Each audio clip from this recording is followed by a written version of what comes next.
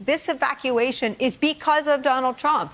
And I think if you look at this case, and it is, as Tim Miller says, open and shut. Incitement was the point. If you asked Donald Trump, and he didn't know he was going to get impeached for it, did you intend to incite a riot? He would have said, damn right I did.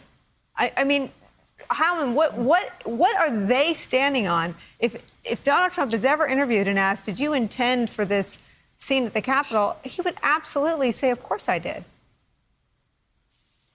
Well, I don't know, Nicolle, what he would say because he's a pathological liar. He lies about everything. So I don't know what would come out of his mouth. But I know for a fact that Donald Trump, wanted to see a cop killed. I can't live inside his head. I don't want to live inside his head. But he wanted them there. He wanted the vote stopped. 100%. Oh, 100%. They made the argument today, and our friend Joe Scarborough made I thought a brilliantly concise point this morning on Morning Joe, drawing on his legal expertise, and he pulled this thing out of torts, which is called the but-for test. The but-for test is a test that basically says it's used in negligence cases. And it says, if you take somebody out of a story, would the thing happen?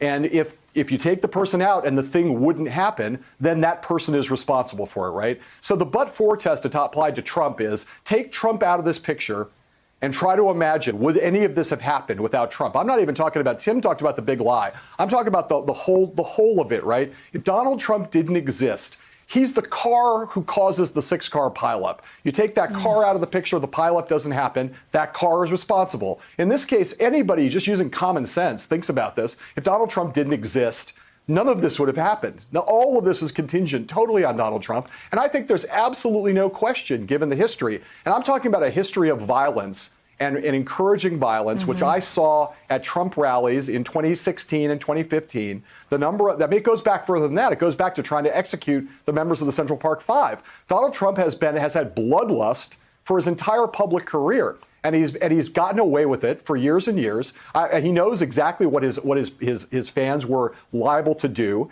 And you look at the history of the tweets they laid out and the public statements in these last couple months, he was 1,000% conscious of wanting to get his supporters to rapidly arrive in Washington, D.C. on the 6th and go to the Capitol to disrupt those proceedings. There's zero doubt about it. And the evidence, this is one of the things the House managers made so clear. You look at the wealth of the evidence, and then you look at the common sense understanding of the whole thing, the but-for test on both cases, in the detail and from 30,000 feet. The guy is guilty.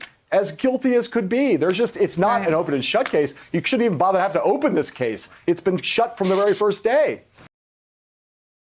Hey, thanks for watching our YouTube channel. You should know that you can follow today's top stories and breaking news and catch up on your favorite MSNBC shows all in one place. Download the NBC News app today.